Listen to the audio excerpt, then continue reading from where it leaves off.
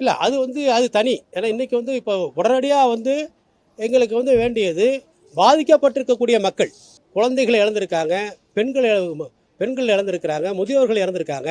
இந்த பாதிக்கப்பட்ட மக்களுக்கு உரிய இதுக்கு பின்னால் என்ன சதிவலை இருக்குது அதை கண்டுபிடிக்கணும். இது மிகப்பெரிய சதிவலை பின்னப்பட்டிருக்கு அப்படிங்கிறது தான் எங்கள் தமிழக வெற்றி கழகத்தினுடைய குற்றச்சாட்டு. அதுதான் அங்கே இருக்கக்கூடிய லோக்கலில் இருக்கக்கூடிய கட்சிக்காரர்களும் சரி, பொதுமக்களும் சரி எங்களுக்கு சொல்லிக்கிட்டு இருக்காங்க. அதற்கான ஆவணங்களையும் அனுப்பிச்சி வச்சுருக்காங்க. அதனால் உடனடியாக எங்களுக்கு வேண்டியது பொதுமக்களுக்கான பாதுகாப்பு, பொதுமக்களுக்கு உரிய நிவாரணம், பொதுமக்களுக்கு உரிய நீதி, அதை தான் பெற்றுத்தரணும். அதுக்கு பிறகு தான் தனிப்பட்ட முறையில் எங்களுடைய பொதுச் செயலாளரோ, துணை இணை பொதுச் செயலாளர்களோ, எங்களுடைய மாவட்ட நிர்வாகிகளோ அதுக்கு பிறகு அவங்க பிணை மனுவா அல்லது முன்ஜாமீன் மனுவா என்பதை அவர்கள் முடிவு செய்து கொள்வார்கள். நிச்சயம் ஆதாரங்கள் இருக்குது சார், நிறைய ஆதாரங்கள் இருக்குது. அது நீதிமன்றத்தில் இருக்குது. அதை நாங்கள் இப்போ சொல்ல மாட்டோம். நீதிமன்றத்துக்கு இங்கே வரும்போது நீங்களே தெரிஞ்சுக்கிங்க.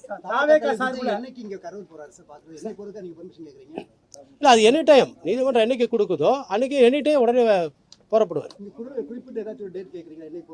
இல்லை, இப்போ விடுமுறை காலமாக இருக்குது. விடுமுறை காலத்தில் நீதிமன்றம் என்ன சொல்லுது, போலீஸ் அங்கேருந்து என்ன தரப்பில் சொல்கிறாங்க, உங்களுக்கு உரிய பாதுகாப்பு கொடுக்க முடியுமா, இதெல்லாம் இருக்குது.